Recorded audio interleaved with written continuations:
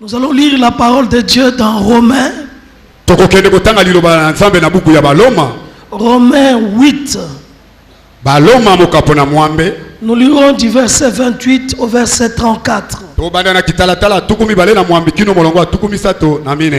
Romains 8. Du verset 28 au verset 34. J'invite toute l'assemblée à se tenir debout devant l'autorité et la parole de Dieu.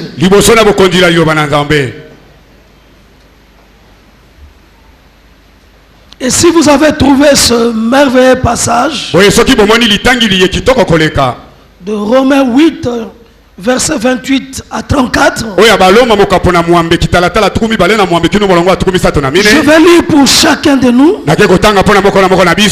au nom puissant du Seigneur Jésus-Christ. Amen. Nous savons du reste que toutes choses concourent au bien de ceux qui aiment Dieu, de ceux qui sont appelés selon son dessein. Car ceux qu'il a connus d'avance, il les a aussi prédestinés à être semblables à l'image de son fils, afin que son fils soit le premier-né de beaucoup de frères. Et ce qu'il a prédestiné, il les a aussi appelés. Et ce qu'il a appelés, il les a aussi justifiés. Et ce qu'il a justifié, il les a aussi glorifiés.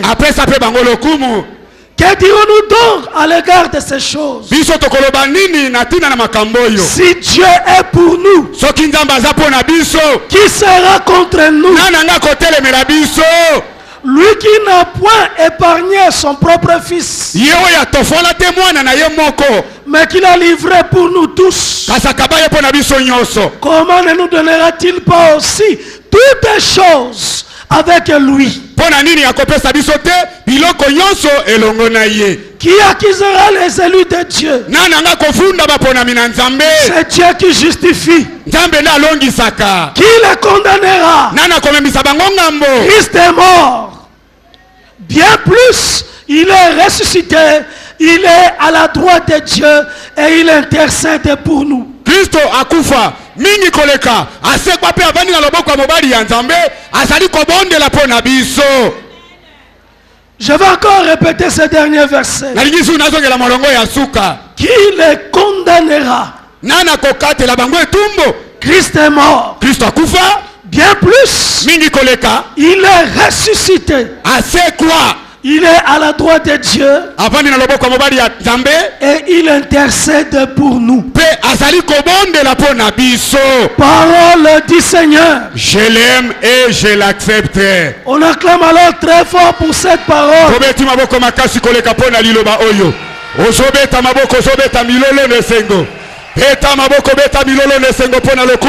Gloire à Jésus. Gloire à Jésus. Nzambe azali solo papa solo na kobanga te.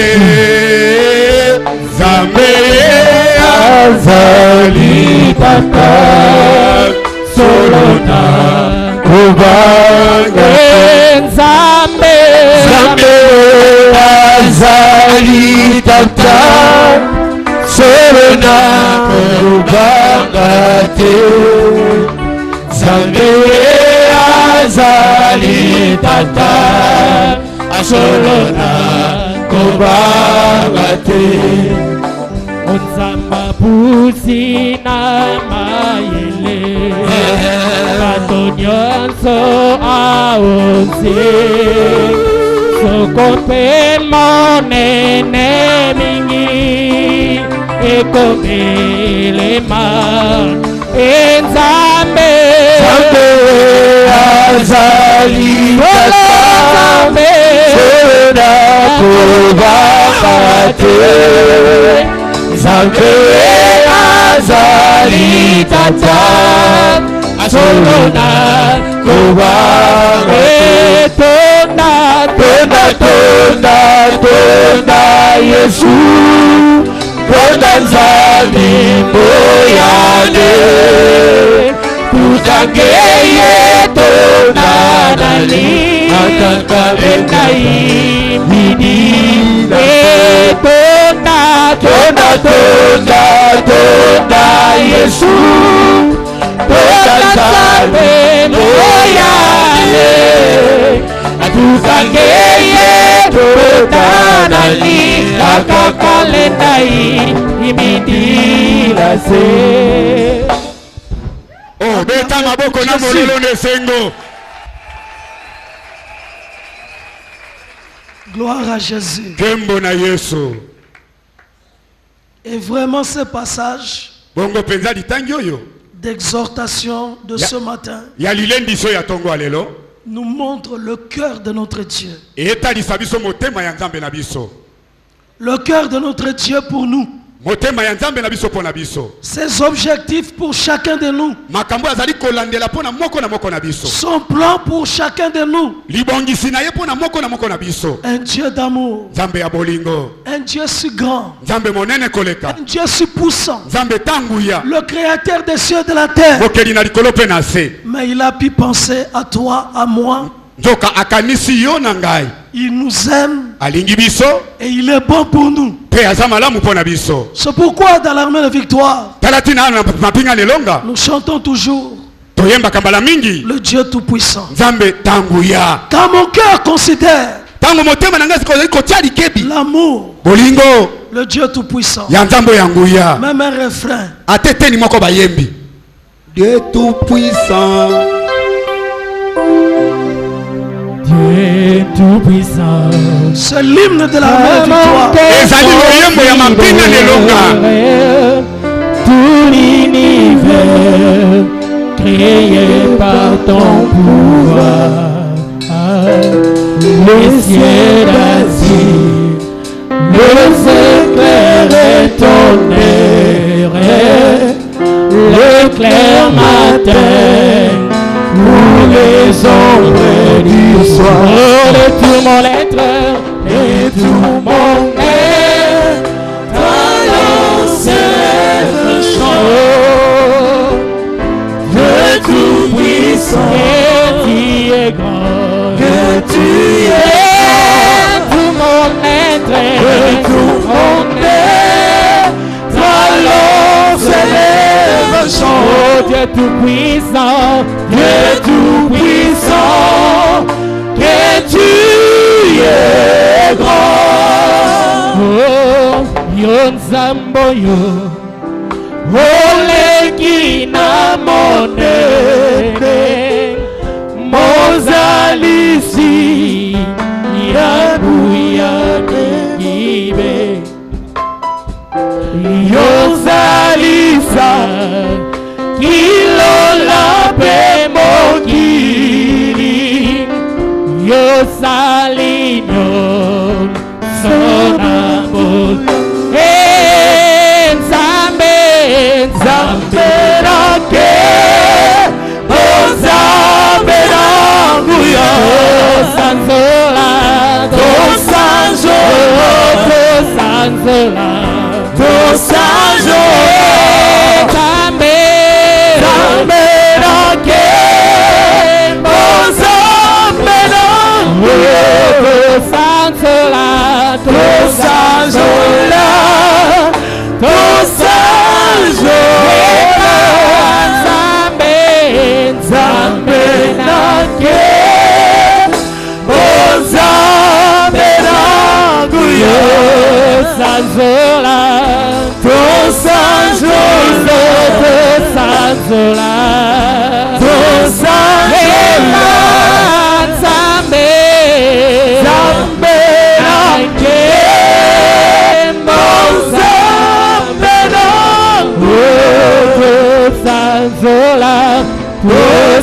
Sanzola,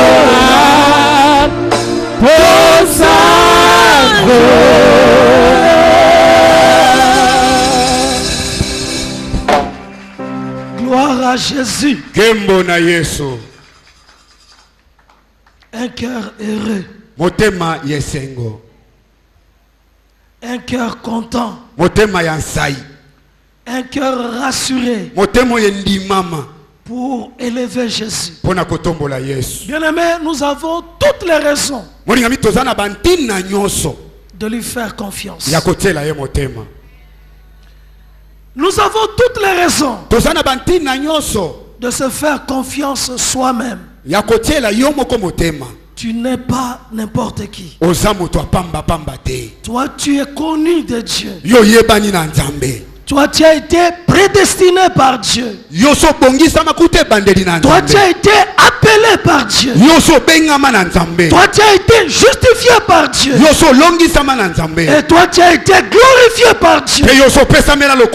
Tu n'es pas n'importe qui. Connu d'avance par lui. Aimé d'avance par lui. Choisi par lui. Et il a tout prévu. Avec ta destinée. Sois sur une trajectoire définie par sa main. Personne ne peut perturber ta destinée. Personne ne peut obscurcir ton avenir.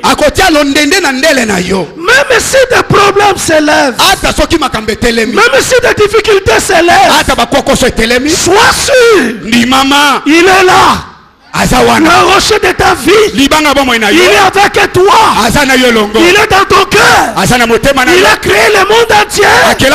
Mais il a préféré habiter dans ton cœur. Quel privilège, quelle grâce, quelle faveur que ce Dieu puissant, immensement grand, immensement riche, il a préféré qu'il trouve en toi son adresse, son domicile, son lieu de résidence, et qu'au travers de ta vie, au travers de toi, vase de terre, qu'il puisse faire de grandes choses, et que tu sois son instrument, tu sois un signe pour lui, tu sois un témoignage sur cette terre.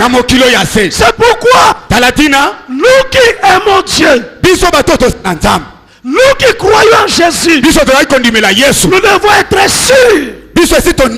Sûr, et c'est là tous les jours. Le jour comme la nuit. Le matin comme le soir. Autant de fraîcheur comme maintenant. Comme autant de chaleur. Qu'il contrôle tout. C'est lui qui fait agir toutes les choses au bien de ceux qui aiment Dieu. Si ton cœur aime Jésus, si ton cœur a reçu Jésus comme Seigneur et Sauveur, tu fais partie de ceux qui aiment Dieu. Si Jésus habite en toi, tu es né de nouveau. Tu as été recréé par Dieu. Tu es né du Saint-Esprit. Tu es de Dieu. Dis-toi bien, tu fais partie de ceux qui aiment Dieu. Celui qui a Jésus a le véritable Dieu. Mais celui qui n'a pas Jésus, il n'a pas Dieu.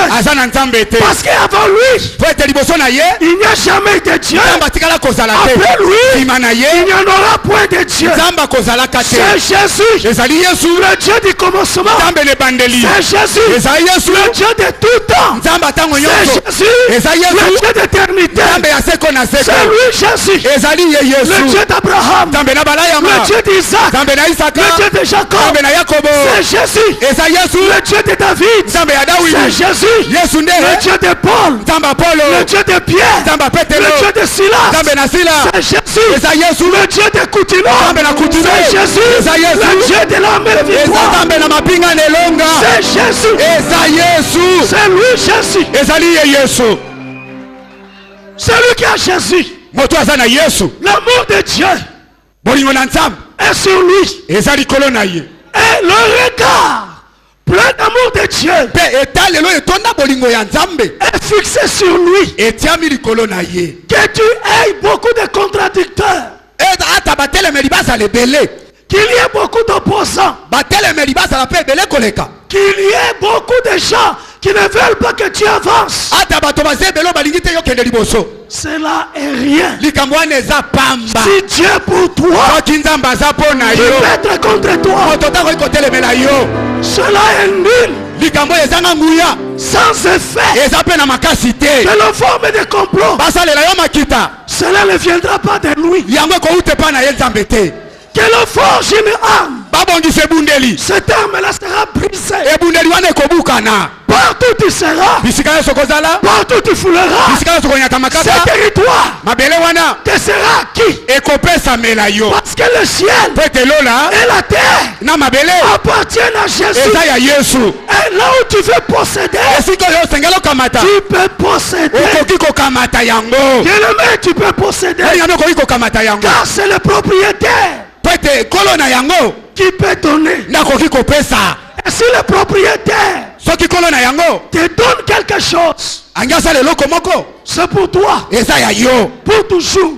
Même si cela ne t'appartenait pas, lui il est le propriétaire, lui il est le créateur.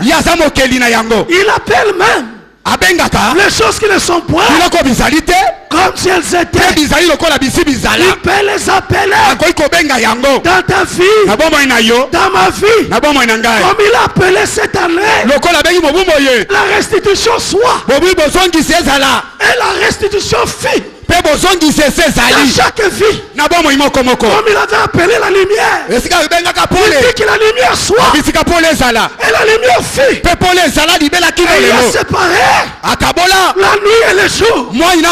Et dans ta vie, il a appelé la restitution. La restitution, ce n'est pas un effort, ce ne sont pas des calculs, pas de stratégie humaine. C'est une création. C'est une donation. C'est un cadeau. C'est un miracle. C'est un miracle que Dieu le fait. Il crée la restitution. Et tu l'as. Parce qu'il le veut. Parce qu'il veut que ton sort et ta situation puissent changer. Oh, gloire à Jésus. Tango nyos, bisika nyos, ngonga nyos, yazako sala. Amen. En ta faveur, rien ne le surprendra. Il n'y a jamais eu de surprise devant lui. Il n'y a jamais eu de situation trop tard. Pour lui, il n'y a jamais eu de situation difficile pour lui. Quelle que soit la longueur de la nuit, quand il appelle le jour arrive. Là où il n'y a pas de chemin, il peut frayer un chemin. Là où c'est le désert, il peut opérer maintenant en tout cas une source d'eau ou un ruisseau passé. Il peut tout faire. Là où il y a la guerre, il peut briser les armes. Et la guerre peut s'arrêter. Oui, bien-aimé, on peut te faire la guerre, mais on ne te vaincra pas. Toi, tu n'es pas seulement vainqueur, mais toi tu es plus que vainqueur. Toi tu es au-delà de la victoire. Toi tu gagnes. À la différence de tous. Toi tu gagnes. Dans la surprise de tous. De la même manière que Pierre a gagné. Il pensait rêver, alors que c'était la réalité. De la même manière pour toi, tu réussis et tu gagnes. Là où les gens devraient désespérer. C'est pourquoi ne te décourage pas. C'est pourquoi Talatina. Ne désespère pas. C'est pourquoi Talatina. ne t'arrête pas. Continue à croire. Je le fais. Dans le nom de Jésus. Que la grâce et la bénédiction continue à descendre. Et continue à descendre sur toi. Oui, bien aimé. Je crois au miracle. Je crois à la faveur. Je crois à la grâce de Dieu.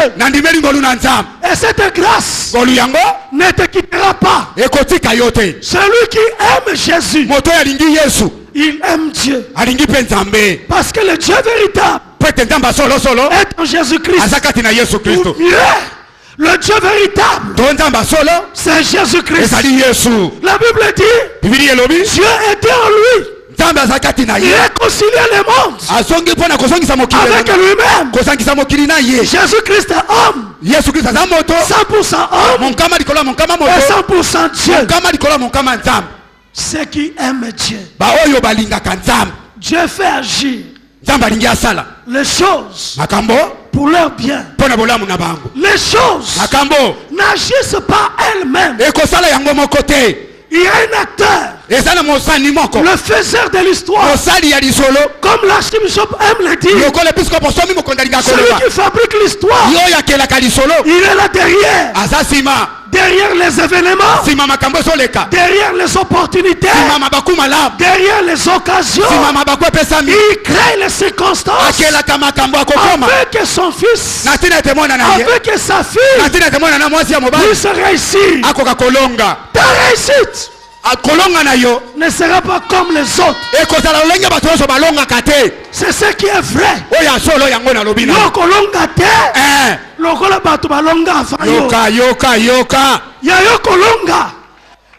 Différent. Amen. Yayoko bala, yayoko swamusala, yayoko voyager, yayoko simba mbongo, ndenge mususu.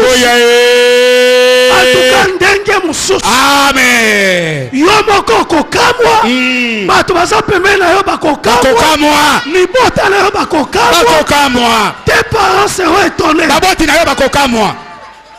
Ils seront étonnés. Bakokamwa. J'aime ça. Nalinga kapenda liloboyo. Que mutu vie échanger, yemoko akamu. Ermoko vandi na kiti pe, omituni est-ce que zangai? Vraiment. Otale po ndime ezali. Ezali ngai. Amen. Mama na to tata na aya tali obwete lobi mwana. Ezaka yo. Olobi papa, ezaka mwana na yo. Ezangai. Ma connaissance na yo. Yoka. Tes amis. Baninga na yo. Te regarde. Batali yo. Ils se demandent. Est-ce que c'est encore toi? Boni ezaka kayo? Oui, ezayo. Ndiyo mema. Baba ebi nzambe te. Bagolobo simbikis. Alléluia. Boy baso comprendre makambo te.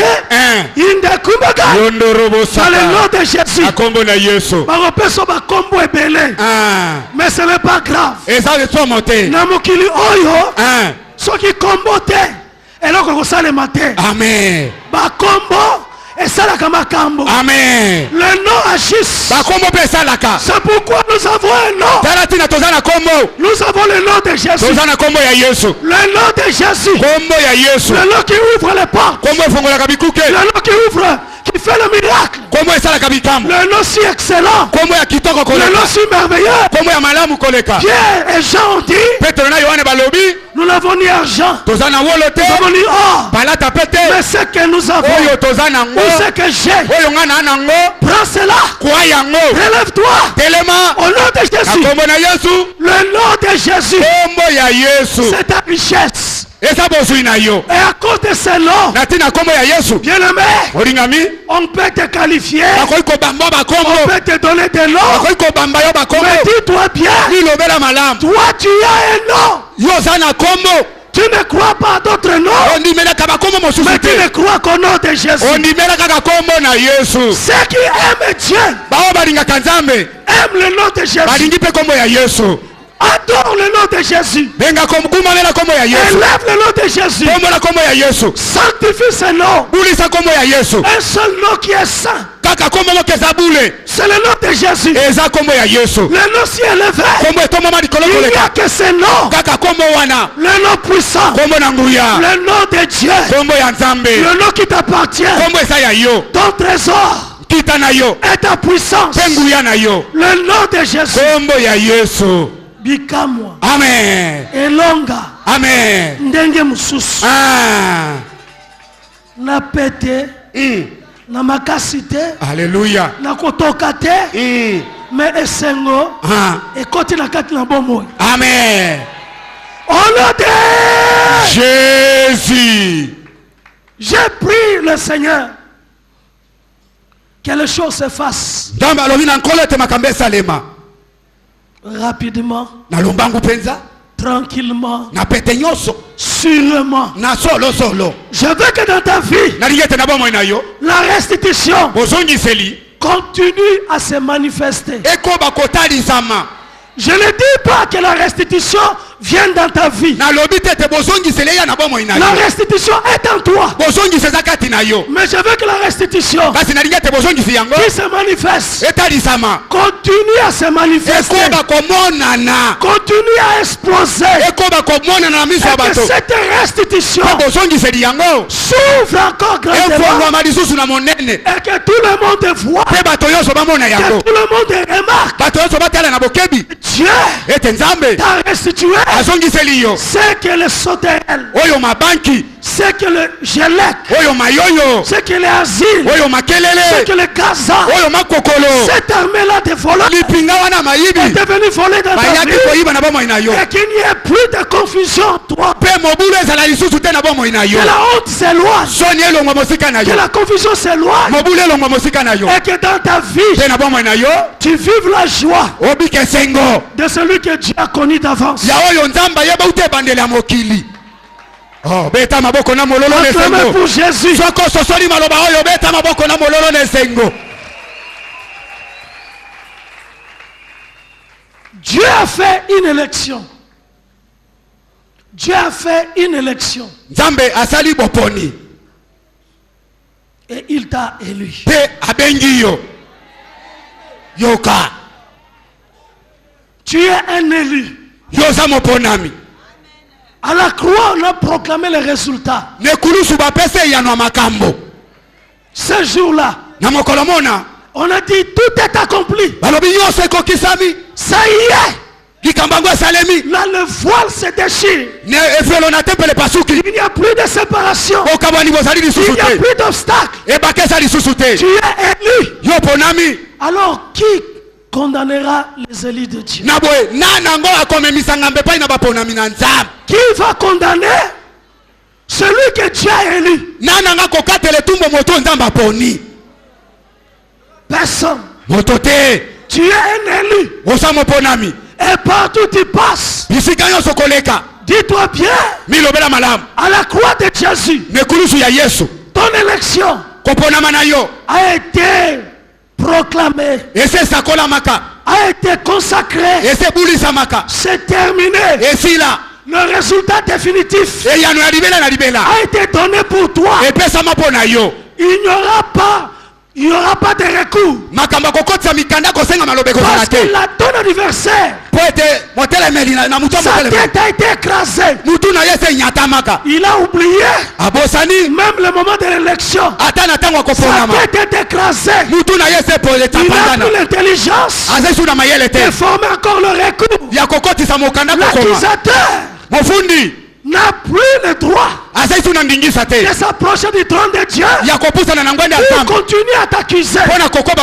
L'accusation est tombée. La condamnation est tombée.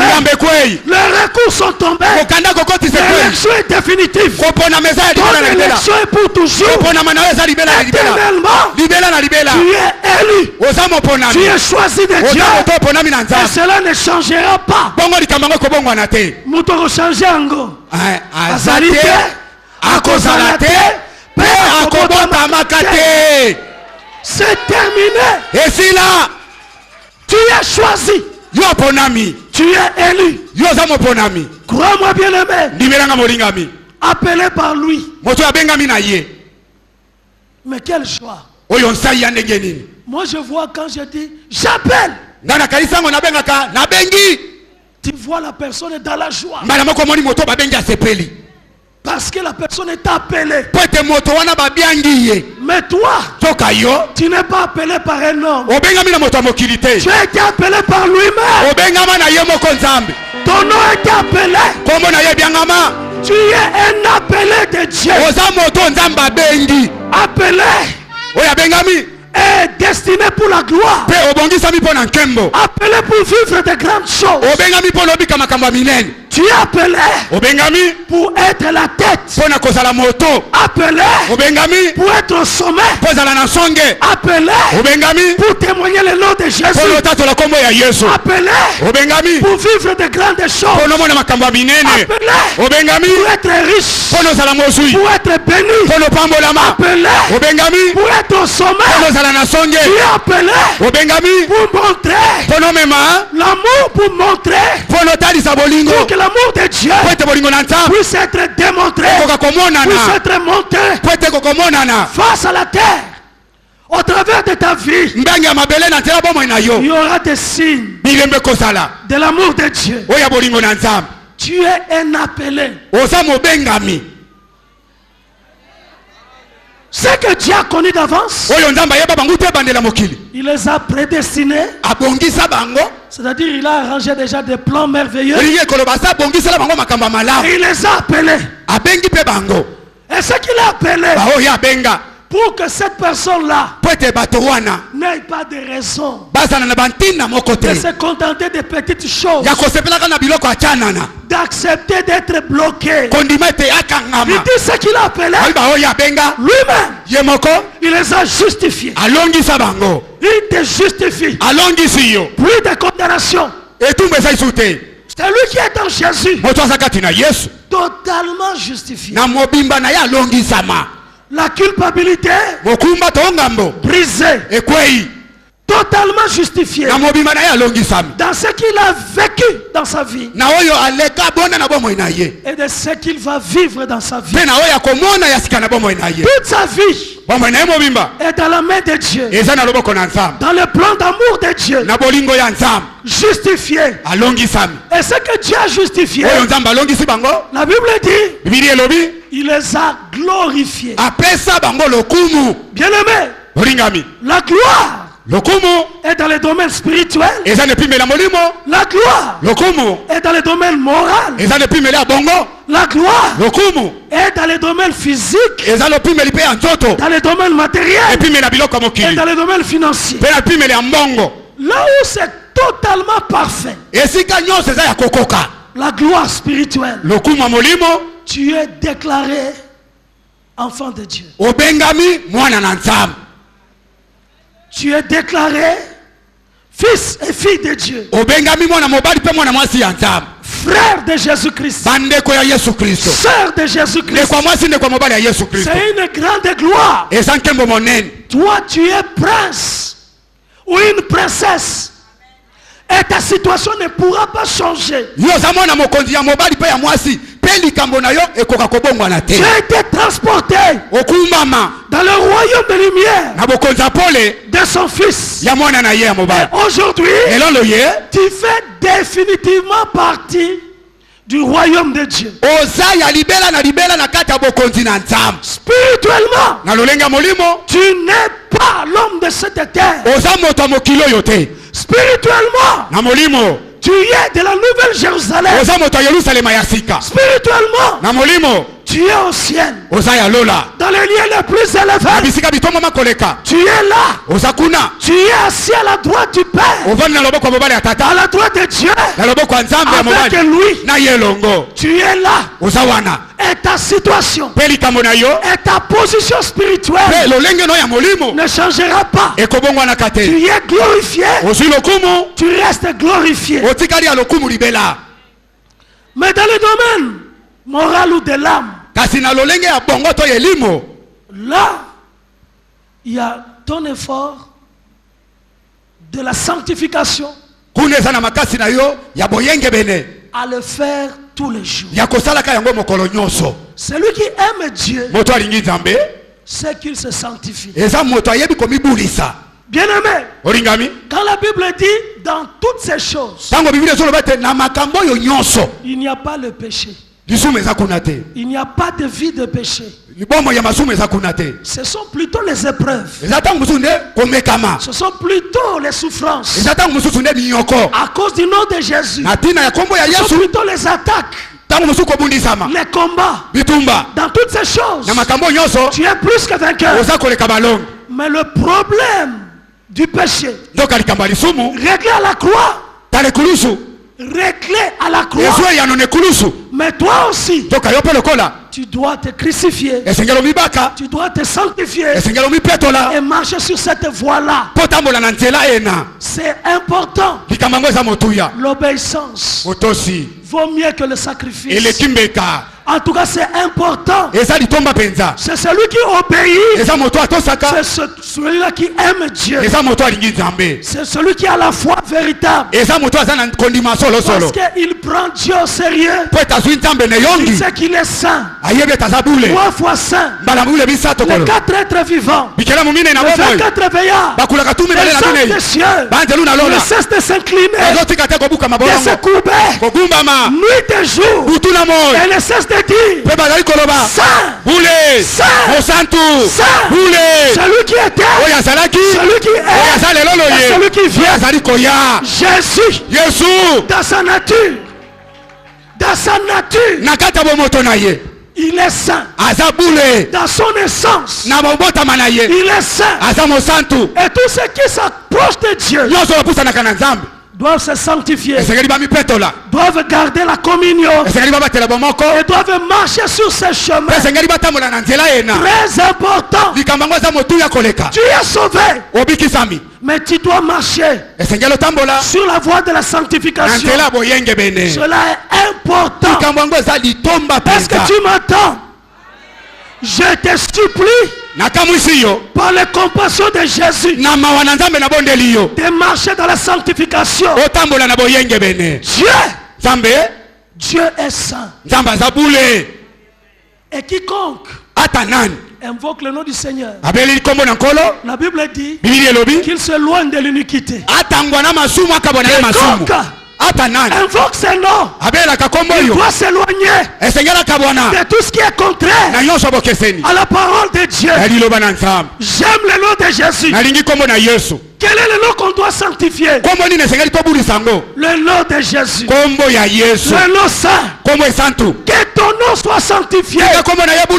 Quel est ce nom? Quel est ce nom? Le nom de Jésus. Le nom qui doit être sanctifié. Sanctifié dans notre âme. Sanctifié dans notre vie. Et le Saint-Esprit, il est là. Dans ta vie, dans ma vie, dans la vie de celui qui croit en Jésus,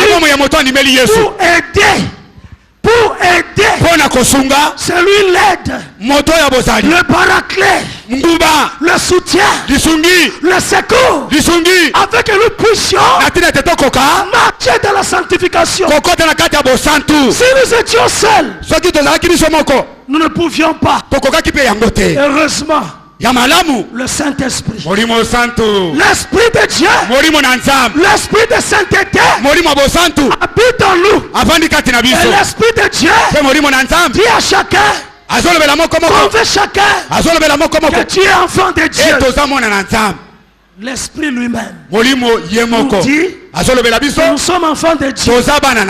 Mais à quelle occasion? C'est quand le monde vient que l'Esprit rappelle que tu es de Dieu. Toi tu aimes Jésus. Toi tu appartiens à Jésus. N'aille pas dans cet endroit. N'aille pas dans cette direction. Bien-aimé, Dieu ne nous a pas laissés orphelins. Nous ne sommes pas seuls. L'Esprit de Dieu est là pour nous aider. Nous avons le secours. C'est lui le paraclet. C'est lui l'aide. l'esprit de Jésus. L'esprit qui a ressuscité Jésus. L'esprit de vie. L'esprit de la sainteté. L'esprit de la sanctification. Très important. La Bible dit, pour tous ceux qui aiment Dieu, Dieu fait concourir. Dieu fait agir les choses au bien de ceux qui aiment Dieu. Dieu nous donne la victoire. Et crois-moi bien aimé, en nous glorifiant, nous avons également les prémices de la gloire. Les prémices de la gloire dans les domaines matériels et dans les domaines financiers. La gloire totale sur le plan des richesses, ça sera dans la Nouvelle Jérusalem. Quand la trompette va sonner, personne ne sera pauvre. Personne ne manquera. Il n'y aura plus de manquement. Mais aujourd'hui, nous pouvons expérimenter les prémices des richesses. C'est pourquoi aime la richesse. L'or et l'argent à Dieu. Aime la richesse. Aime la prospérité. C'est la pensée de Dieu. En tout cas, c'est le souhait de Dieu. Le souhait pour chacun de nous. Il faut prospérer comme prospère l'état de ton âme. Parce que ton âme est dans la sanctification. Parce que ton âme est dans la voie de la sainteté. Alors toi aussi, matériellement, financièrement, prospère. Comme prospère l'état de ton âme. Aime la prospérité. Parce que tu aimes Dieu. Parce que tu aimes Jésus. Et il fera agir toutes choses afin que nous puissions réussir. La prospérité est également liée à l'état de la prospérité de ton âme. À l'état de la sanctification de ton âme. Sinon,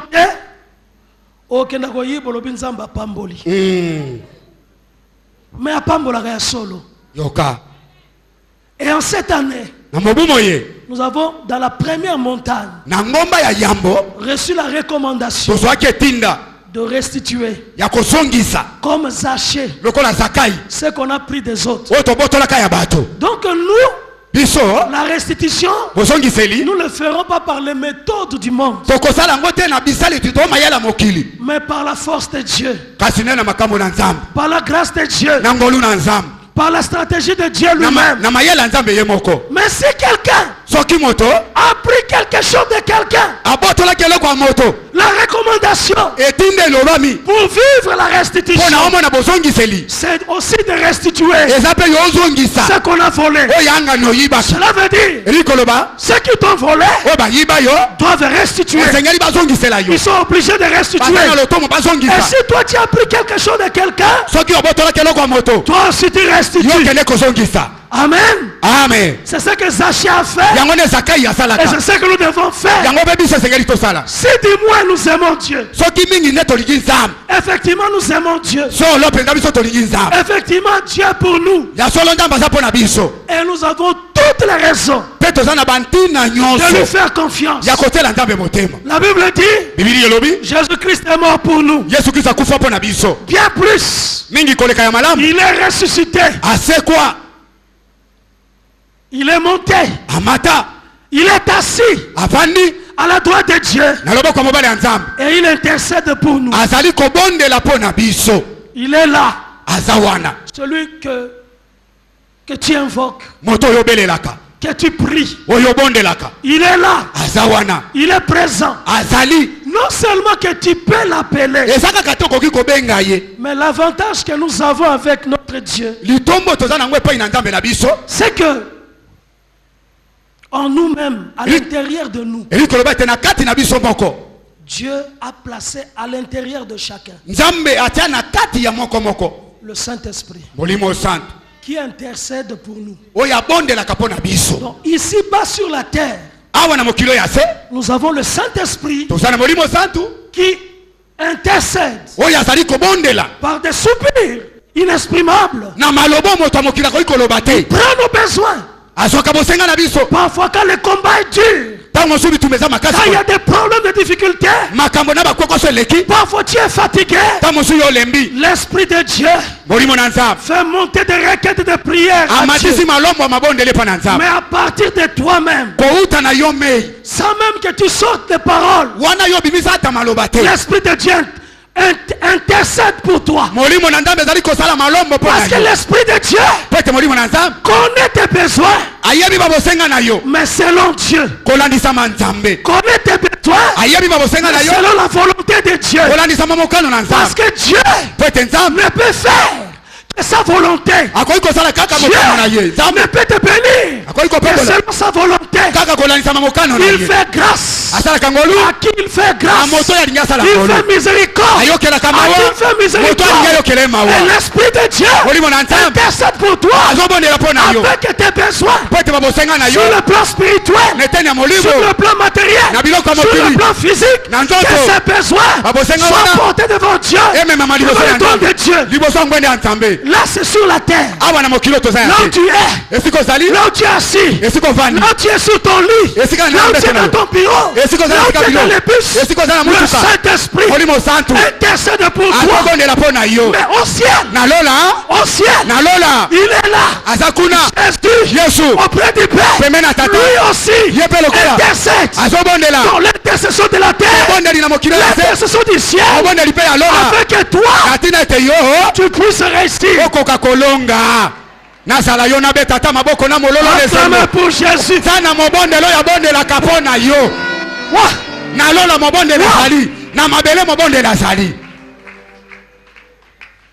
L'intercession sur la terre mabondeli na mabele et l'intercession au ciel mabondeli na lola en même temps. na ngonga moko. Et bien aimé, molingami quand il y a la coalition, ntango bosangani ezali le Père, tata le Fils mwana et le Saint-Esprit, na molimo mosantu cette coalition-là, bokutani bosangani wana personne moto te ne peut gagner. akoki kolonga. Toi, tu bénéficies de cette coalition. yo nde moto ozwi litomba ya bosangani wana molimo mosantu. Le Fils lui-même, mwana ye moko le Père, tata ils sont ensemble basala esika moko pour toi. mpo na yo. Si Dieu est pour toi, soki nzambe aza mpo na yo alors qui peut être contre toi? oyena nanga akotelemela Si le yo. Saint-Esprit est pour toi, soki molimo santu aza mpo qui na peut yo être contre toi? nanga Si akotelemela yo. le Fils est pour toi, soki kristo aza mpo na qui yo peut être contre toi? nana Si akotelemela le yo. Père est pour toi, soki tata aza mpo na yo mais qui peut être contre toi? nana yango akoki kotelemela yo. Personne. moto te. C'est pourquoi, tala tina lève la tête tombola moto et sois joyeux. zala moto na esengo ntango nyonso. En tout cas, sois joyeux dans la vie. na nyonso na bomoi na zala moto esengo. Sois un homme sûr. zala moto ya ndimama. Diable abangisaka ba aningisaka bato kaka oyo bayebi o basali te. Quand tu n'es pas sûr de toi, soki ozomi ndima yo moko te le monde va te faire trembler. mokili ekolengisa yo. Bien aimé, la bénédiction, olingami lipamboli ce ne sont pas les chaussures, les vêtements eza basabato te na bilamba ou l'argent. to mbongo. Là, ce sont des conséquences de la bénédiction. oyo nyonso wana eza bambano ya mapamboli. La bénédiction, lipamboli c'est Jésus. ezali nde yesu. Jésus qui est en toi, yesu aza kati na c'est yo. lui la bénédiction. ye wana nde lipamboli. Parce que tu as Jésus, po ete yo oza na yesu tu es béni. opambolami. Jésus yesu est le Dieu béni éternellement. azali nzambe oyo apambolama libela na libela. Le Dieu béni éternellement. nzambe oyo apambolama libela na Tu libela. es béni. opambolama. C'est pourquoi, tala tina sois fort, zala makasi. sois forte, zala makasi mwasi. sois courageux ou courageuse zala na mpiko mobali to mwasi. dans la vie na bomoi et avance dans la vie. mpe kende liboso na bomoi. Ne t'arrête pas kotema na nzela te parce qu'il y a des obstacles. po ete bibaka bizali. Ne t'arrête pas kosuka na nzela te parce qu'il y a un mur devant toi. po ete tutu eza liboso na yo. Ne te décourage pas. kolema nzoto te. Tu as le nom. oza na kombo Proclame ce nom sakola kombo yango et avance. po ekende liboso. Il est le consommateur de la foi. azali moto aliaka kondima Et il continue à agir pour toi. po azali kokoba kosala mpo na Tu yo. es appelé par lui. obengami na ye. Destiné à la gloire. Destiné à la bénédiction. Tu n'es pas appelé pour des petites choses. Je peux aussi te dire, toi tu es Israël d'aujourd'hui. Parce que tu es Israël. Israël n'a pas été appelé pour des petites choses. Israël, c'est pour la gloire. Israël, c'est pour de grandes choses. Tu es appelé.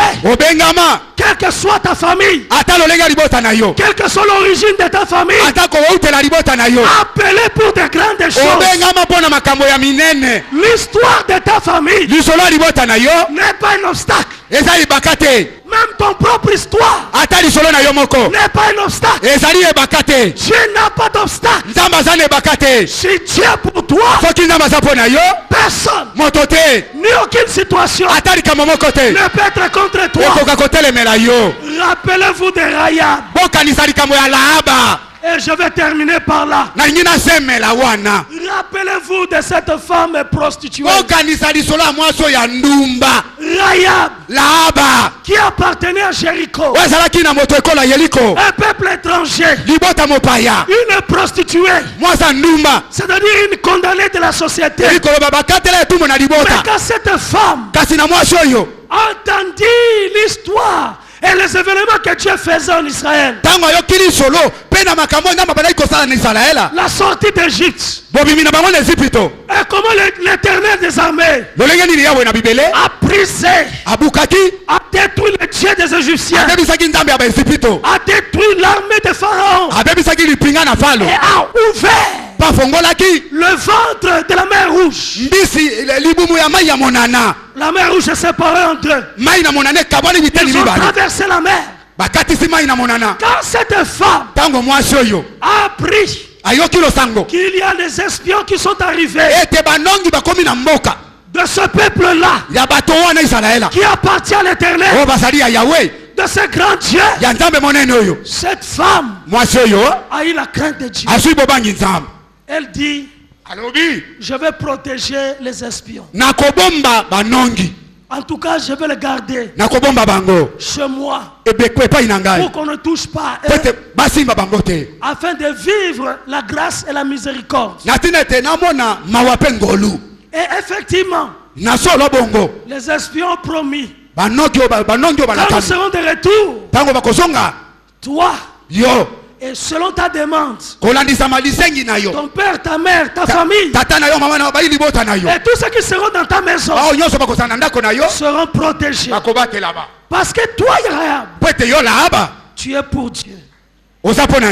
Tu aimes Jésus, tu aimes l'Éternel des armées.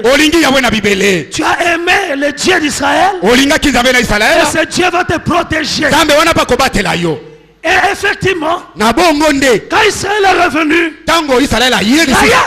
Rahab, ainsi que tous ceux qui étaient dans sa maison,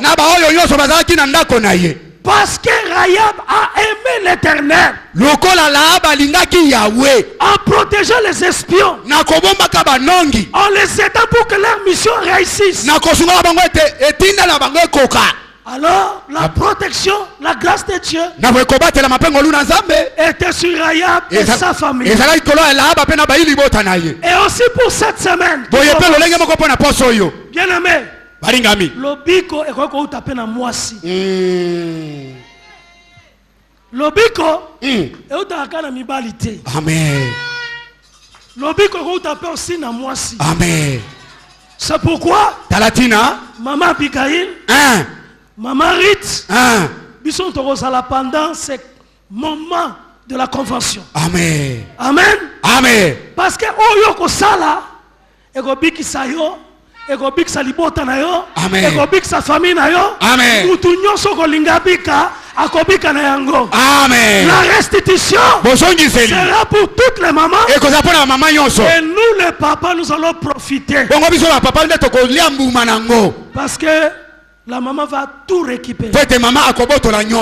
Amen. Amen. Et à cause de Rahab, sa famille a été protégée. Parce que Rahab a aimé Dieu. Bien aimé, quelle a été la vie de Rahab? Elle ne méritait même pas. Ça peut être mon cas. Ça peut être ton cas. Ne te condamne pas. Quelle que soit ton histoire, quel que soit ton passé, celui qui vient à Jésus, et il prend la résolution de marcher, de demeurer, de demeurer en lui, de garder sa parole, et que Jésus soit véritablement le cep de sa vie. Le cep, ce grand rocher sur lequel sa vie est attachée. Cette vie-là change totalement. Jésus est le rocher sur lequel il y a le fondement éternel de ton assurance. Tu es en sécurité en lui. Tu dois être en paix avec lui. Et tu dois réussir dans ta vie. Oyoko simba esengele bonga. Amen. Oyoko sala esengele avancer. Amen. Nzambe na lola akomi papa na yo. Amen. Il est ton père. Akomi tata na yo. Et tu peux dire Abba Père. Okope kobenga ye Abba tata. Comme Rahab Lahaba était devenu un d'Israël. Et Rahab est aujourd'hui dans la généalogie de Jésus. Dans la généalogie de David et de Jésus-Christ. Quelle grâce et quelle faveur. Je veux que la bonté de Dieu et sa fidélité puissent contrôler ta vie. Je veux que l'amour de Dieu puisse t'environner et te couvrir. Je veux que ce mois de juin soit un mois béni, puissamment béni pour toi. Je veux que cette semaine soit une semaine bénie pour toi. Que ton cœur soit béni, que ton âme soit bénie, que tout en toi soit béni. Sois béni abondamment, et que la restitution continue à parler.